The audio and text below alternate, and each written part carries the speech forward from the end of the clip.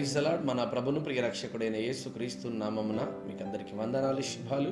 ఈ దినానికే ఏర్పాటు చేయబడిన వాగ్దానము విలాప వాక్యములు 3వ అధ్యాయము 31 గల వచనం.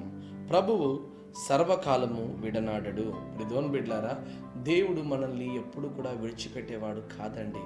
ప్రభు వాక్యం అంటది, ఇదిగో పర్వతాలు తొలగిపోయిన, మెట్టలు తత్తరిల్లినను నా కృప నిన్ను విడిచిపెట్టిపోదని, నేను సదాకాలం నేను మీతోనే ఉన్నాను అని.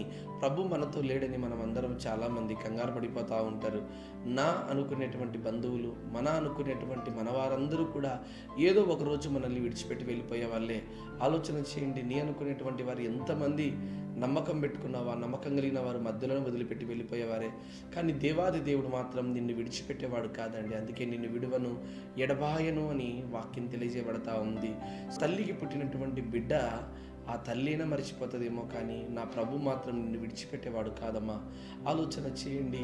ఈరోజు యేసుక్రీస్తు ప్రభువారు కల్వరి శిలువలో మరణిస్తున్నప్పుడు ఆయన మరణించిన తర్వాత తన తల్లి బాధ్యతను ఎవరు తీసుకోవాలి, ఆ తల్లి యొక్క ఆరోగ్య స్థితిగతులు ఎవరు చూసుకోవాలని ఆలోచన చేసి అక్కడ ఉన్నటువంటి యోహాను గారికి అప్పచెప్పాడు. ఎందుకు తెలుసా?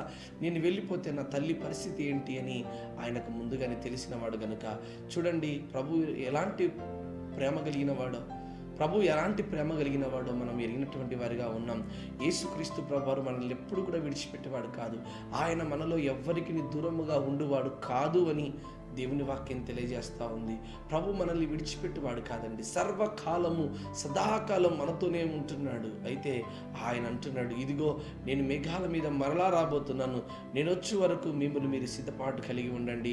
ఇదిగో నేను వచ్చి మిమ్మల్ని తీసుకెళ్తాను, పరలోకమే మనకు నిత్య కాలం ఉంటుంది, అక్కడే మనం ఉండగలగాలని దేవుని వాక్యం తెలియజేయబడుతుంది. ప్రియమైన బిడ్డలారా, ఆలోచన చేయండి. ఈ దినాన మనం ఏ స్థితిలో ఉంటున్నామో, ఎలాంటి పరిస్థితిలో ఉంటున్నామో, ఒకవేళ గనక ప్రభు మనల్ని గనక వదిలిపెట్టాడు అని ఆలోచన గనక నీలో ఉంటే, ఈ యొక్క ఉదయకాలం ముందు ప్రభు నీతో మాట్లాడుతున్నారు. నీ బంధువులు, నీ ఆత్మీయులు అనేక మంది నిన్ను వదిలిపెట్టిండొచ్చేమో, కానీ నా ప్రభు మాత్రం నిన్ను విడిచిపెట్టాడు, ఎన్నడూ త్రోసివేయడు. కనుక ప్రభు మనతో ఉన్నాడు, సదాకాలం మనతోనే ఉన్నాడు. కనుక భయపడక, కంగారు పడక ప్రభుత్వాన్ని బ్రతుకుదాం, నిత్యరాజ్యంలో ఉందాం. దేవుడి దినానికి దయచేయను గాక. ఆమేన్.